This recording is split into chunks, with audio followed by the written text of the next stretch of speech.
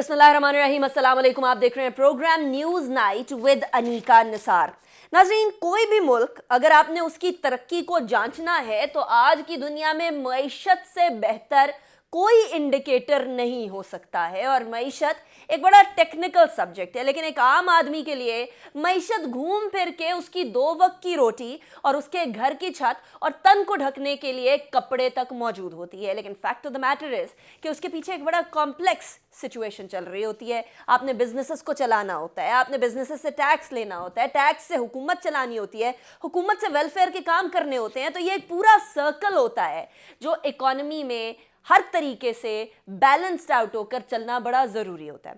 पिछले 3 साल में पाकिस्तान तहरीक इंसाफ को बहुत सारी तनकीद सुननी पड़ी, और तनकीद इस बात पे थी कि एक आम आदमी की ज़िंदगी पाकिस्तान तहरीक इंसाफ के होते हुए बड़ी मुश्किल होती चली जा रही है, जिसके हवाले से हुकूमत हमेशा कहती रही कि कोरोना हो गया, वो हमने नहीं मंगवाया या हमने नहीं बुलाया, इंटरनेशनल प्राइसेस इन्फ्लेट कर गई, उसका हमारे हवाले से कोई कसूर नहीं है। लेकिन क्या ये आम आदमी को बताया जा सकता है? और अगर नहीं तो हल क्या है? हर प्रोग्राम में आज तक आप जो टीवी पर देखते हैं उसमें यह ज़रूर डिस्कस किया जाता है कि मसाइल क्या हैं और मसाइल क्यों हैं, लेकिन कोई प्रोग्राम शायद ही ये डिस्कस करे कि हल क्या है। और हमें पाकिस्तान की मुआशी policy, बिलखुसूस long term economic policy के लिए हल तलाश करने हैं, और ये हल ही हुकूमत के सामने रखे जा सकते हैं। अगर कुछ इंडिकेटर्स की बात की जाए तो इन्फ्लेशन सबसे पहले ईयर ऑन ईयर इन्फ्लेशन 11.53% रही है। टोटल नेशनल परसेंटेज की अगर बात करें, इन्फ्लेशन रेट रहा है मंथ ऑन मंथ, अगर अक्टूबर और नवंबर को 2021 को कंपेयर करें तो 2.98, और एवरेज इन्फ्लेशन रेट 9.32 रहा है।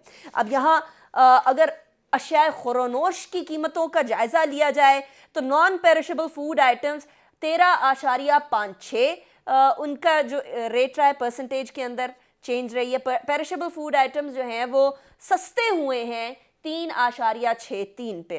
इसके अलावा कपड़े, ऑफ कोर्स सर्दियां हैं, एक आम आदमी को तन ढकने के लिए कपड़े चाहिए सर्दियों के अंदर बखुसूस, 9.73 उसमें इजाफा हुआ है उसकी कीमतों के अंदर। So on and so fourth. Health में भी हमारे 8.55% इंक्रीज़ हुआ है। अब वो सारी चीज़ें जो एक आम आदमी को इम्पैक्ट कर रही होती हैं उनमें हमें इजाफा नज़र आ रहा है।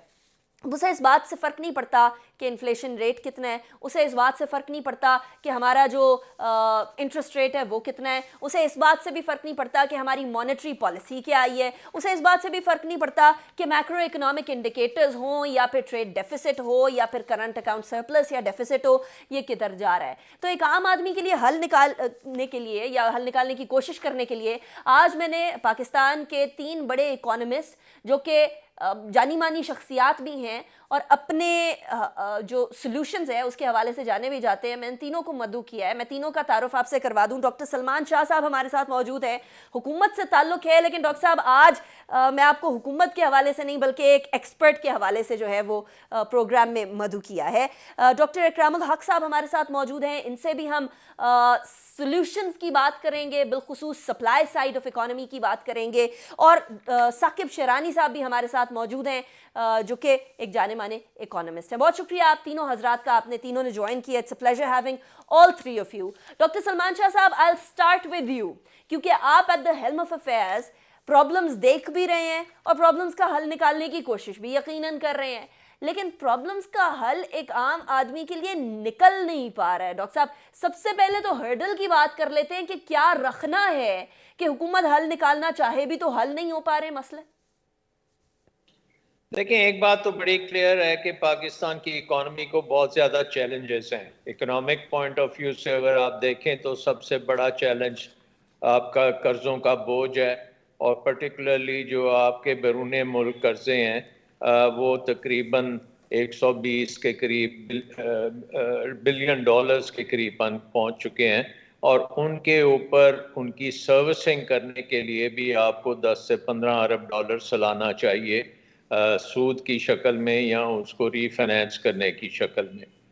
दूसरी प्रॉब्लम यह है कि हमारी इकॉनमी इतनी competitive नहीं है दुनिया की मार्केट्स में, एक्सपोर्ट्स में, कि वो डॉलर्स जनरेट करे एक्सपोर्ट्स के ज़रिए और ये ہمارے جو ڈالرز کی ضرورت پڑتی ہے امپورٹس کے لیے اور ڈیٹ سروسنگ کے لیے اس کو سب پوری طریقے سے فائنینس کر سکے.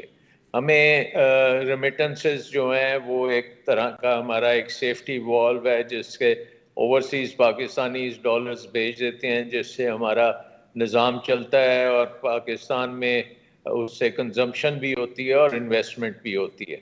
تو اس کے ساتھ ساتھ اگر آپ یہ دیکھیں کہ اس پچھلے 3-4 ماہ میں ایک گلوبل آپ کا شاک آیا ہے کموڈٹی پرائسز کا اور سب سے امپورٹنٹ اس میں ہے انرجی کی اور توانائی کی امپورٹس جو ہم کرتے ہیں اور ہماری توانائی کا سیکٹر جو ہے وہ پرائمیرلی اب امپورٹڈ ہے.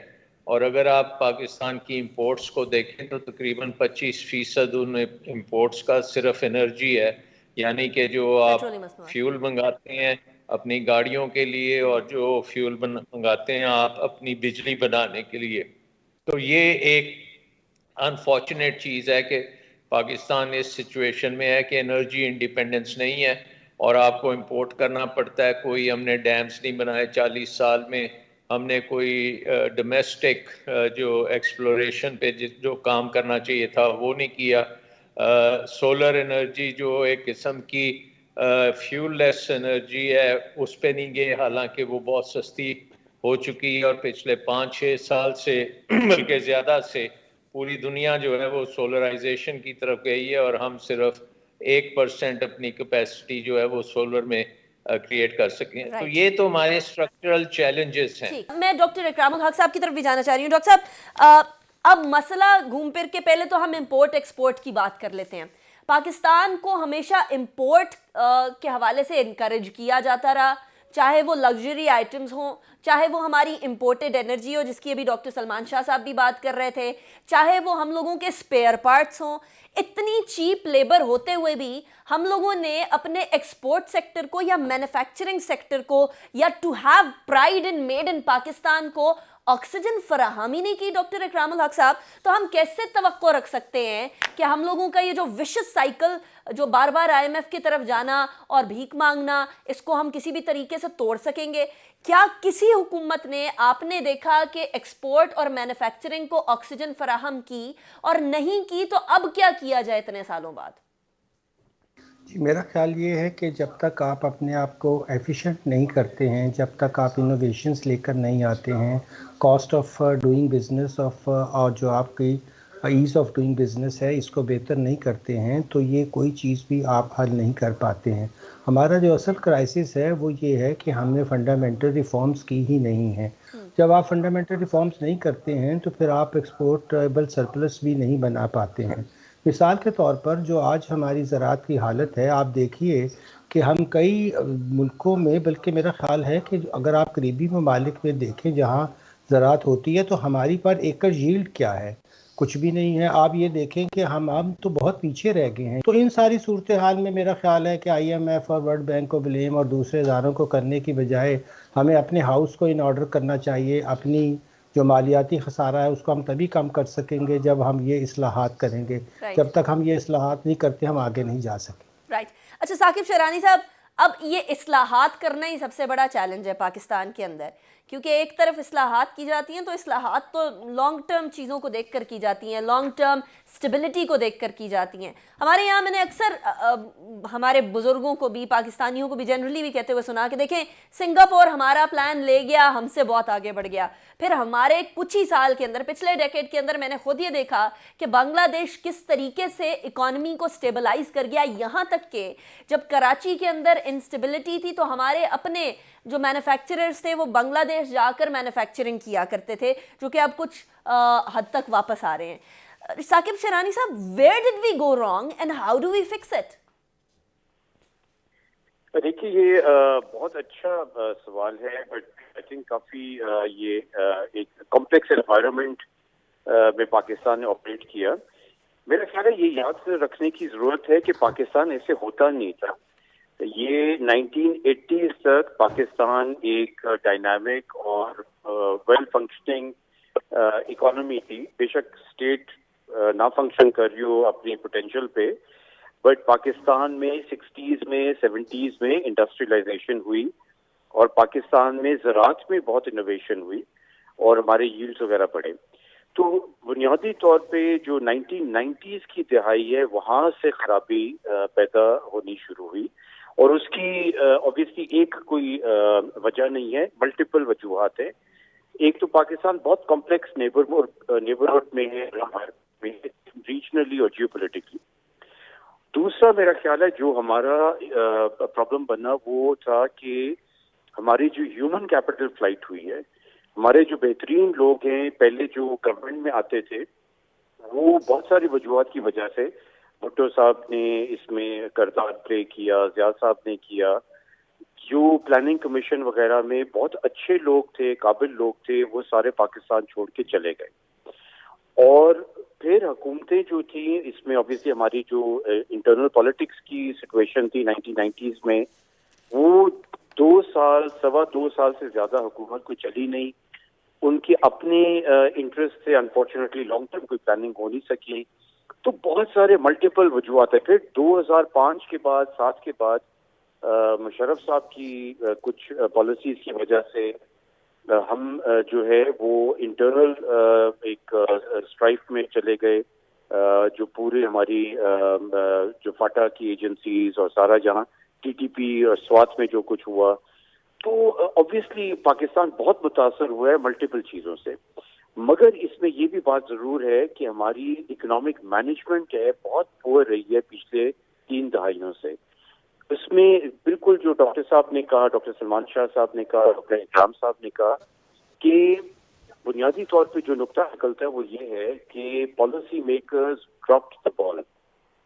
یعنی کہ جو اصل چیز تھی جو باقی ممالک نے ترقی کی پچھلے 50 سال میں 5 دہائی میں, ہمارے سامنے ویتنام ہو, انڈیا ہو, اس سے پہلے چائنا ہو, بعد میں بنگلہ دیش کا آپ نے ذکر کیا, سب نے ایکسپورٹ لیڈ گروتھ کے اوپر فوکس کیا. اور اس لیے کیا بیکاز ان کی اس وجہ سے جو ہے ان کی انٹرنل اکانومیز میں کمپیٹیٹیونیس اور ایفیشنسی آئی. ہم نے جو ہے امپورٹس کے اوپر انحصار کیا. تو یہ ہماری بہت بنیادی ایک فلو تھی یا تھنکنگ میں. اور صرف یہ نہیں کہ ہم نے امپورٹس کے اوپر انحصار کیا, ہم نے اینٹی ایکسپورٹ اور اینٹی لٹرلی مطلب actually anti export anti manufacturing policies اپنائی. And there have been blunders. شاید ہم کوتاہیاں, شاید ایک چھوٹا لفظ ہو جائے, we have actually made blunders on and blunders کے بارے میں, ان کے سدباب کے بارے میں اب بات کریں گے ہم, بیکاز ہم ایکسپورٹ کی بات کرتے ہیں تو شاید ہم اشیاء کی بات کرتے ہیں, کھانے پینے کی بات کر لیتے ہیں, ہم کپڑوں کی بات کر لیتے ہیں, لیکن ایک بہت بڑا سیکٹر ہے جو انٹیپڈ ہے, وہ پاکستان کو کیا اس کی طرف دیکھنا چاہیے, اور دیکھنا چاہیے تو کیسے دیکھنا چاہیے, اور پالیسی میں اس کو کیسے انکارپوریٹ کیا جا سکتا ہے. بات کریں گے ایک بریک کے بعد.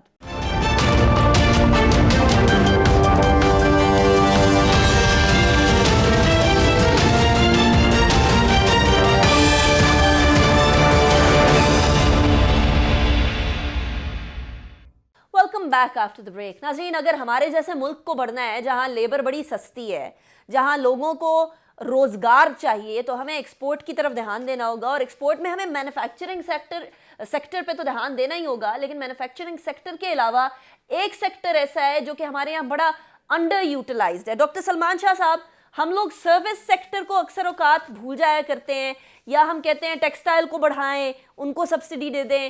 ہم کہتے ہیں کہ جی ہمارے یہاں سے اشیاء جو جاتی ہیں باہر, مختلف گندم ہو گئی, چینی ہو گئی, اینڈ واٹس ایور, اس کو بھیجیں. لیکن ہم غور نہیں کرتے سروس کے اوپر, یا سروس, اگر ہم لوگ سروس سیکٹر کی بات کرتے ہیں تو ہم اپنے لوگوں کو مزدور بنا کر باہر بھیجنا پریفر کرتے ہیں.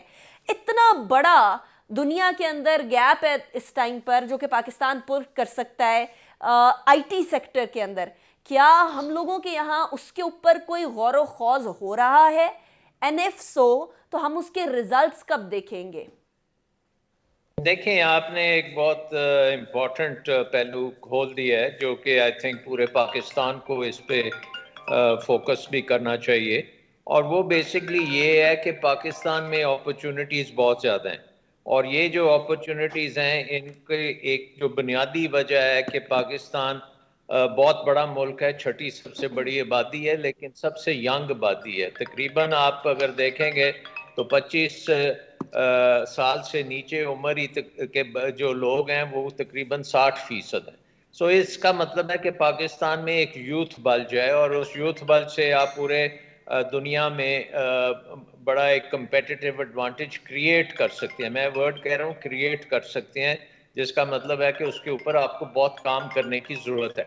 अब हमने देखा है कि पेंडेमिक में पाकिस्तान ने बहुत अच्छा मैनेज किया है। पाकिस्तान ने तकरीबन पूरी दुनिया के मुकाबले में अपनी इकॉनमी को खासा मेंटेन किया है और उसको जिस तरह से बाकी दुनिया की इकॉनमीज डिसरप्ट हुई हैं, पाकिस्तान में उस तरह से डिसरप्शन नहीं हुई, ना एग्रीकल्चर में हुई है, ना मैन्युफैक्चरिंग में हुई है, थोड़ी बहुत सर्विसेज में हुई थी जब आपने बाज़ारों वगैरह को थोड़ा सा बंद किया था, शादी घर बंद हो गए थे, लेकिन ओवरऑल हमने इकॉनमी को बड़ा अच्छी तरह से मैनेज किया और इस वक्त पूरी दुनिया में चीज़ों की बहुत ज़्यादा डिमांड है और पर्टिकुलरली ई कॉमर्स जो है वो बहुत तेज़ी से आगे आ रहा है और उसमें भी पाकिस्तान आई थिंक कि बहुत बड़े बड़े इनिशिएटिव्स हैं और पाकिस्तान में एक किस्म का एक टैलेंट पूल भी है जो इस चीज़ को कर रहा है और उसमें गवर्नमेंट के साइड से भी इनकी खासी सपोर्ट है। एक हमने अथॉरिटी भी बनाई है जो टेक्नोलॉजी पार्क्स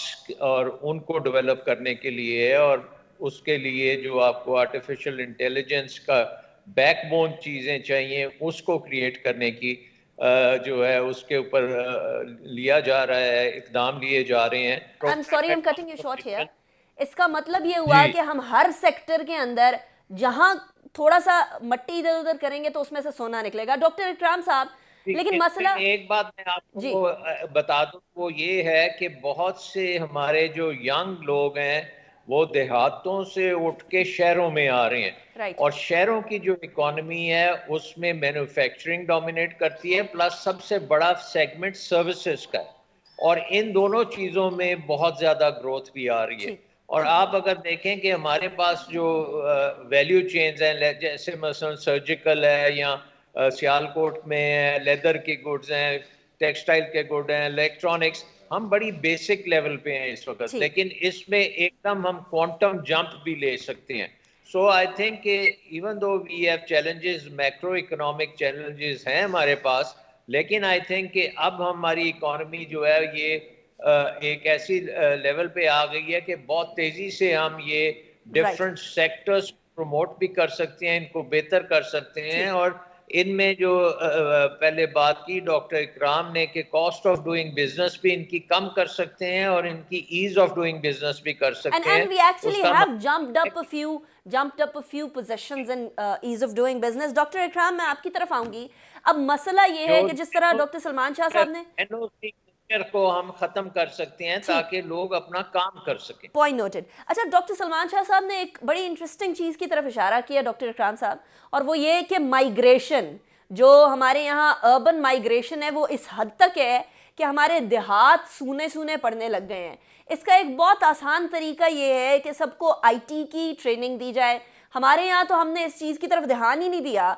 भारत के अंदर आज से 65 साल पहले 1956 के अंदर ये जो आईआईटीज़ का जाल है उधर वो इस्टेब्लिश हुआ था। हमारे यहाँ उस टाइम पर नया नया एक कॉन्स्टिट्यूशन बना था, उसके ऊपर भी बड़े मसले चल रहे थे। हम लोग अपने उन मसलों से, क्या हम लोगों को अब एक long term policy and अडेयरेंस to that, उस पॉलिसी के ऊपर के साथ डटे रहने की ज़रूरत है, और अगर है तो ये कैसे करें विद पाकिस्तान पॉलिटिकल एनवायरनमेंट? जी, मेरा ख्याल है कि पॉलिटिकल इंस्टेबिलिटी जो है वो एक पाकिस्तान का बहुत बड़ा मसला बना हुआ है और उसको हल करना ज़रूरी है। आज की दुनिया में good economics is good politics समझा जाता है और ये बिल्कुल सच्चाई भी है। मेरा ख्याल है कि जहाँ जो बातें हुई हैं वो बहुत ही ऐसी हैं जिसको अपनाने से मैं समझता हूँ कि हम फोर्थ इंडस्ट्रियल रेवोल्यूशन की तरफ बढ़ सकते हैं, जहाँ इनोवेशन की बात है, जहाँ टेक्नोलॉजिकल एडवांसेस की बात है। और ये बहुत मुश्किल शायद लगता हो, मगर जैसा कि हम जानते हैं कि हमें तकरीबन 20 मिलियन लोगों को जो है वो रोज़गार देना है, जो नौजवान हैं। तो क्या हम एक लॉन्ग टर्म सस्टेनेबल ग्रोथ की बात ना करें जो कम से कम 6-7% और एक दिहाई के लिए हो? तो ये मुमकिन है जब हम सारे सेक्टर्स के अंदर एक नई सोच को, एक पैराडाइम शिफ्ट को लेकर आएँ اور وہ پیراڈائم شفٹ جو ہے وہ جنم لیتی ہے آج کی دنیا میں جہاں ٹیکنالوجی ہے وہ سب چیزوں کو بائی پاس کر رہی ہے. وہ ہمارے لیے بہت ضروری ہے کہ ہم اپنی یوتھ بلج کو فوری طور پر ہر شعبہ زندگی میں ٹیکنالوجی سے متعارف کروائیں، ان کو ٹرین کریں. یہ پیپر ڈگریز کا کام چھوڑ کر ہمیں چاہیے ہم اسکل بیسڈ جو ہے وہ ایجوکیشن کی طرف جائیں، امپلائمنٹ جنریٹ کریں. اپنی جو ہماری شرح نمو ہے اس کو 6-7% سے زیادہ میں سمجھتا ہوں ہم کر سکتے ہیں. 220 ملین کی آبادی کا یہ ملک جہاں اللہ تعالیٰ نے ہر طرح کی قدرتی آپ کو وسائل دیے ہیں، آپ کو ہیومن ریسورس دیے ہیں. بڑے افسوس کی بات ہے کہ پولیٹیکل سسٹم کی انسٹیبلٹی اور دوسرے محرکات جو سیاسی ہیں وہ پولیٹیکل اکانومی کا بڑا سبجیکٹ ہے. میرا خیال ہے کہ ہم نے بہت سی بسیں مس کی ہیں اور ہم دیکھتے ہیں کہ 71 میں ہم اس ایریا میں ہر ایک سے آگے تھے. ہم بھارت سے بھی آگے تھے، ہم تو چائنا سے بھی آگے تھے 71 میں اگر ہم فگرز اٹھا کر دیکھیں. اور آج ہماری حالت دیکھیں تو میرا خیال یہ ہے کہ ہمیں 3 چیزوں کی طرف بھرپور توجہ دینی چاہیے. پہلی یہ کہ ہمیں اپنے پولیٹیکل انسٹیبلٹی کو ختم کرنا ہوگا. دوسرا یہ کہ ہمیں اپنے وسائل کا استعمال جو ہے وہ ایفیشینٹ طریقے سے اور بھرپور طریقے سے کرنا ہوگا. اور تیسرا یہ کہ ہر شعبہ زندگی میں کہوں گا ہر سیکٹر کو ہم جو ہے وہ اس کے اندر بہت ہی جلدی سے ترقی کر سکتے ہیں اگر ہم اپنے نوجوانوں کو اس طرف لے کر آئیں جہاں وہ ٹیکنالوجی کی طرف آئیں، جہاں وہ سکلز کی طرف آئیں. رائٹ. اور اس کے ساتھ اگر ہم اپنی انرجی کا مسئلہ حل کر لیں اور اگر ہم اپنے یہ جو بڑے بڑے ہمارے ہاں ہولز ہیں جیسے میں نے عرض کیا تھا گورنمنٹ کارپوریشنز ہیں ان سے نجات حاصل کرے تو کوئی وجہ نہیں ہے کہ پاکستان ایک بڑی اچھی جو ہے وہ گروتھ اور ایک لمبے عرصے کے لیے گروتھ حاصل نہ کر سکے. مجھے پورا یقین ہے کہ اگر یہ چیزیں کر لی جائیں، اگر ہم اپنی ٹریڈ کو جو ہے وہ مناسب کر لیں، اس کے اندر ہم یہ ڈیوٹیز کا جو اتنی بھرمار ہے اس کو ختم کریں، اگر ہم اپنے ٹیکسوں کے نظام کو سادہ کر لیں تو میرا نہیں خیال کہ ہم جو ہے واقعی ممالک سے پیچھے رہ جائیں گے اور بہت جلد ہم ترقی کی راہ پر جا سکتے ہیں. رائٹ ڈاکٹر اکرام، میں ابھی بریک کی طرف جاؤں گی، بریک کے بعد واپس آئیں گے. ثاقب شیرانی صاحب، میں آپ کی طرف سوال لے کر آؤں گی. See you after the break.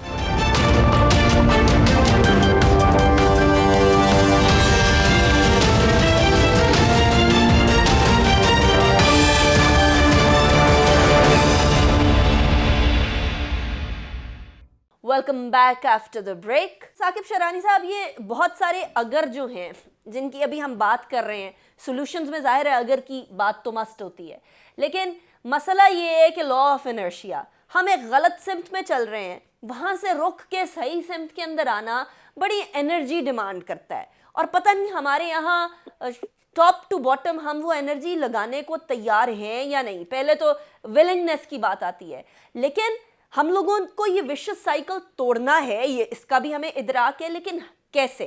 ہمارے یہاں آئی ایم ایف سے قرضے پہ قرضہ ہم لیتے ہیں، قرضہ واپس دینے کے لیے. ہم لوگوں کے یہاں تعلیمی نظام کو فوری طور پر بہتر کر کے آج کی ٹیکنالوجی سے ہم آہنگ کرنے کی ضرورت ہے، وہ ہم کر نہیں رہے. سوشل جو ڈسرپشن ہم دیکھ رہے ہیں کہ ایک عام آدمی جس کو کام کر رہے ہونا چاہیے، وہ سیالکوٹ کے اندر جو واقعہ ہوا وہ ہمارے سامنے ہے، اس طرح کی حرکات میں لگ گیا ہے. تو اس وشس سرکل کو توڑیں کیسے ثاقب شیرانی صاحب اکنامک پوائنٹ آف ویو سے؟ آئی تھنک انیکا آپ نے بہت اچھا اور بہت ہی ایک پوائنٹڈ ایک کوشچن پوچھا ہے، کیونکہ کل ہی پرائم منسٹر صاحب کے ساتھ میری ڈاکٹر سلمان شاہ صاحب کی اور باقی ہم لوگوں کی ملاقات ہوئی تھی اور میں نے پرائم منسٹر صاحب کو کہا تھا کہ ہم ٹویکنگ تو کر سکتے ہیں، بات ہم کہہ رہے ہیں ٹویکنگ کی کہ امپورٹس کو کم کر دیں اور یہ کریں، مگر اگر آپ پیچھے تھوڑا ہٹ کے بگ پکچر کو دیکھیں تو میں نے ایک فزکس میں ایک ٹرم ہے، سسٹمز میں ایک ٹرم ہوتی ہے انٹروپی. انٹروپی کا مطلب ہے ایک سسٹم کے اندر جو ہے ڈس آرڈر بڑھ رہا ہے، اور ہمارا جو سسٹم ہے اگر پاکستان کو ایک پورا ایک سسٹم کے طور پہ اگر آپ دیکھیں تو انفارچونیٹلی انٹروپی بہت بڑھ گئی ہے، ڈس آرڈر اور کیوس بہت بڑھ گیا ہے اور ہر سب سسٹم میں بڑھ گیا ہے، اکنامک سسٹم میں، جوڈیشل سسٹم میں، پولیٹیکل سسٹم میں. تو یہ بہت آپ صحیح کہہ رہی ہیں کہ انرشیا بھی اس میں بہت ڈیولپ ہو گیا سسٹم میں اور لوگوں کا ویسٹڈ انٹرسٹ ہو گیا جو یہ اسٹیٹس کو چینج نہیں کرنا چاہتے ہیں. تو اچھی بات یہ ہے، obviously ہم نے بہت نیگیٹو باتیں کی ہیں، پیسمسٹک باتیں کی ہیں، بٹ آئی تھنک اچھی بات یہ ہے کہ پہلی حکومت ہے، کم از کم میں دیکھ رہا ہوں کہ اس میں آثار ہیں اس پرابلم کو ریکگنائز کرنے کے. اب یہ الگ بات ہے کہ وہ کافی دور ہیں اس کو اپنے انرشیا کو ٹھیک کرنے میں یا صحیح سمت میں آنے میں، مگر کچھ چیزوں میں انہوں نے صحیح ڈائریکشن میں اقدام اٹھائے ہیں. انشاءاللہ اگلے 2 سال میں ویلیو ایڈیشن میں ہم 4 سے 6 بلین ڈالر صرف ٹیکسٹائل سیکٹر میں ہم ایڈ کر سکتے ہیں اپنی ایکسپورٹس میں. تو میرا خیال ہے کچھ اچھی چیزیں بھی اس حکومت کی سوچ میں کم از کم ہے، کوشش میں ہے. اینڈ لیٹس ہوپ حالات سٹیبل رہتے ہیں، جیو پولیٹیکلی بھی، ریجنلی بھی، انٹرنلی بھی، اور ہم یہ جو بہتر جو طرف ہم جا سکتے ہیں ان سیکٹرز میں، تو آئی تھنک بہتری آ سکتی ہے. رائٹ. اچھا ڈاکٹر سلمان شاہ صاحب، اب چلیے حکومت یہ چاہتی ہے کہ وہ چیزیں چینج کرے، agree to that, but the problem lies where nobody maybe wants to go, جس کی طرف اشارہ تھوڑا تھوڑا آپ سب نے کیا. ثاقب شرانی صاحب نے بھی ابھی اینڈ پہ بات کی کہ کچھ لوگ ایسے ہیں جن کے مفادات سٹیٹس کو کے ساتھ جڑ چکے ہیں، اور سٹیٹس کو کا ایک حصہ بن چکا ہے قرضہ لینا. پاکستانی عوام یہ پوچھنا چاہتے ہیں، اور ہر شخص کے دل میں یہ سوال ہے کہ عمران خان صاحب نے فرمایا تھا کہ میں قرضہ نہیں لوں گا، لیکن ان کے پاس یقیناً کوئی آپشن نہیں بچی قرضہ لینے کے علاوہ، اور کوئی طریقہ بھی نہیں تھا ہمارے پاس کہ ہم قرضہ لیں. اب ہم ہر سال ایک ٹرانچ کی بات کرتے ہیں، 3 سال کے اندر یہ 6 ارب کا قرضہ پورا ہونا تھا IMF کا، وہ 3 سال کے اندر آدھا ابھی پورا ہوا ہے. ڈاکٹر صاحب قرضے سے کیسے جان چھڑائیں، اس کا کوئی حل ہے؟ دیکھیں، ایک بات ہے کہ جو ابھی ہم باتیں کر رہے تھے پروڈکٹیوٹی کی، کمپیٹیٹیونیس کی، ایکسپورٹس کو بڑھانے کی، آئی ٹی کی ایکسپورٹس اور ای کامرس میں آگے جمپ لینے کی، اور جس پوزیشن پہ پاکستان نے اپنی جیسے اکانومی کو ان اے وے ڈسرپشن سے بچا لیا، ڈیفالٹ سے پہلے بچایا اور اس کے بعد پھر پینڈیمک سے بھی آپ نے بچا لیا، تو آپ اس وقت پوزیشنڈ ہیں کہ یہ ہم تمام چیزیں کر سکتے ہیں. اور قرضے جو ہیں ان کو واپس نہیں کرنے کی ضرورت، ہمیں اکانومی کو اتنا بڑا کرنے کی ضرورت ہے کہ ان قرضوں کا بوجھ بہت آسان ہو جائے. اگر آج ہماری اکانومی جو ہے وہ 300 ارب ڈالر کی ہے، اور یہ اگر بڑھ کے 500 ارب ڈالر کی بن جاتی ہے، اور ہمارے جو کرنٹ قرضے ہیں تو وہ آٹومیٹکلی کم ہو جائیں گے، کیونکہ آپ دیکھتے ہیں آپ کی قرضے جو ہیں اکانومی کے سائز کے مطابق کتنے ہیں. اس وقت جو ہمارے قرضے ہیں وہ ہماری اکنامک سائز کے مطابق بہت زیادہ ہیں، لیکن اگر ہمارا اکنامک سائز بڑا ہوتا ہے اور اس کے لیے بڑی محنت کی ضرورت ہے، اور جو باتیں ہم نے کی ہیں ریفارمز کی ضرورت ہے، اس کے لیے ایک بہت بڑی چیز ہے انویسٹمنٹ کی بہت ضروری ہے. پرٹیکولرلی فورن انویسٹمنٹ ہماری جو ہے وہ بہت کم ہے. اگر آپ دیکھیں پاکستان کا اور بنگلہ دیش کا جو فرق نظر مجھے آتا ہے، ہمارے ملک میں تقریباً ہم اپنے اکانومی کے حساب سے تقریباً 14 سے 15% انویسٹمنٹ کر رہے ہیں. بنگلہ دیش اپنے اکانومی کے لحاظ سے 32% انویسٹ کر رہا ہے، اور وہ انویسٹمنٹ جو ہے اس کی اکانومی کو گرو کر رہی ہے، اور وہ ایکسپورٹ لیڈ ایک قسم کی بن گئی ہے، اور وہ اپنے لوگوں کے ایک قسم کا ڈیویڈنڈ لے رہے ہیں لوگوں کی امپلائمنٹ جنریشن سے، اور وہ بڑے کمپیٹیٹیو ہو گئے ہیں. سو پاکستان میں قرضے واپس کرنا جو ہے نا یہ ایک مس نامر ہے. آپ نے اپنی اکانومی کو بڑا کرنا ہے، سائز آف دی اکانومی، تاکہ برڈن قرضوں کا بوجھ کم ہو. اصل چیز ہے قرضوں کا بوجھ. قرضوں کا بوجھ کا مطلب یہ ہے کہ آپ نہ تو اس کا سود دے سکتے، نہ فائنانس کر سکتے. تو یہ تمام چیزیں جو ہیں اکانومی سائز بڑا ہوتا ہے تو وہ ساری مینیجبل ہو جاتی ہیں. Got your point. ڈاکٹر اکرام الحق صاحب، ابھی ثاقب شرانی صاحب نے بھی اور سلمان شاہ صاحب نے بھی اس طرف اشارہ کیا کہ یہ حکومت صحیح سمت میں اقدامات اٹھا رہی ہے. Do you agree to that? میرا خیال ہے کہ اس بات کی ریئلائزیشن حکومت کے علاوہ ہر جگہ موجود ہے کہ پاکستان کو اپنی گروتھ کی طرف توجہ دینی چاہیے. جب آپ گرو کرتے ہیں تو آپ کا جو پائی کا سائز ہے وہ اتنا بڑھ جاتا ہے، چاہے وہ آپ کے ٹیکسوں کا ہو، چاہے وہ آپ کی ایکسپورٹس کا ہو، چاہے وہ آپ کے ہیومن ریسورس کی ڈیولپمنٹ کا ہو. تو پھر آپ ایک ایسا معاشرہ ملک بنا پاتے ہیں جہاں جو ہم باتیں کر رہے ہیں اس کو کرنے کی ضرورت پیش نہیں آتی. اور یہ پاکستان کوئی نئی چیز دیکھ نہیں رہا ہے، ہم ایک ایسی سطح پر تھے اور اس سطح پر میں نے ذکر کیا تھا کہ اگر آپ 71 کو دیکھیں تو ہم واقعی ایسی سطح پر تھے، اور آج ہمیں واپس اس روڈ ٹو پراسپیرٹی پہ جانے کے لیے ان مشکلات سے گزر کر اب ہم نے بالکل صحیح راستہ اختیار کرنا ہے کہ ہم نے دیکھا کہ پچھلے دنوں میں ہمارے ہاں اسپیشل ٹیکنالوجی زون میں بڑی بڑی، جس کا ذکر ابھی ہوا کہ فورن ڈائریکٹ انویسٹمنٹ جیسے سٹارٹ اپ میں $300 ملین کی جمپ آئی ہے، اور اگر آپ دیکھ رہے ہیں تو پاکستان کی طرف اب بڑا یہ رجحان ہو رہا ہے کہ اس جگہ پر لوگ اپنی انویسٹمنٹ کریں، اور انویسٹمنٹ کے لیے ظاہر ہے کہ آپ جو ماحول ہے اس کو سازگار بناتے ہیں۔ ماحول کو سازگار بنانے کے لیے بہت ضروری ہے کہ ہم اپنے ٹیکسوں کے نظام کو سادہ کریں، ہم لوگوں کے لیے آسانی پیدا کریں تاکہ وہ پھر غیر ترقیاتی اخراجات، دیکھیں پاکستان تقریباً 22% کے قریب اخراجات پہ، اور جبکہ بنگلہ دیش 11% کے قریب اپنی حکومت پہ کر رہا ہے۔ پھر ہم کیا کر رہے ہیں کہ 100 روپے کما کے 85 روپے ہم ڈیٹ سبسڈی پہ ضائع کر رہے ہیں۔ صحیح. تو یہ ساری چیزیں کیسے حل ہوتی ہیں؟ تبھی حل ہوتی ہیں جب آپ کی اکانومی اتنی گرو کر جائے کہ آپ کے لیے یہ چیزیں، بڑے بڑے ملکوں نے ڈیولپمنٹ کے لیے بڑے بڑے قرضے لیے، کبھی نہیں کسی نے کہا کہ ہم نے اتنے بڑے قرضے لیے، چائنا نے قرضے لیے، انڈیا نے قرضے لیے، اور اسی ڈیولپمنٹ سے وہ کہاں کے کہاں پہنچ گئے ہیں۔ اکرام یہ الحق ضروری بات ہے۔ Thank you so much for joining me in the show. Doctor Salman Shah صاحب بہت شکریہ آپ نے جوائن کیا، ثاقب شیرانی صاحب بہت شکریہ آپ نے بھی ہمیں جوائن کیا۔ It was a pleasure having all three of you. ناظرین، کچھ چند مثالیں میں آپ کے سامنے رکھوں گی۔ بزنس جو ہے وہ چلے گا تو ٹیکسز زیادہ آئیں گے، اگر آپ ٹیکسز زیادہ لگا دیں گے، بزنس کو سپریس کرنے کی کوشش کریں گے تو بزنس اس قدر سلو ہو جائے گا کہ آٹومیٹکلی آپ کے ٹیکس ریٹرنز بھی کم ہوتے ہوئے نظر آئیں گے۔ تو فوکس ہمارا بزنس کی گروتھ پر، ایک عام آدمی کے کاروبار کی گروتھ پر ہونا چاہیے، اور آٹومیٹکلی ہم لوگوں کو یہ قرضے کم لگنے لگیں گے۔ دیٹ از اے کنسنسس جو کہ میرے پینل میں تھا۔ لیکن اس کے ساتھ ساتھ کچھ ہماری رسپانسبلٹی بھی ہے، اور ہماری رسپانسبلٹی یہ ہے کہ اگر کوئی سری لنکن مینیجر آپ کو یہ کہہ رہا ہے کہ کام کرو، صفائی رکھو، نظم و ضبط ہونا چاہیے، تو اسے مارنے کی بجائے اس کی بات سن کر اس کی اچھی چیزوں کو فالو کیا جائے، چاہے وہ پاکستانی ہو، سری لنکن ہو، یا کوئی بھی ہو۔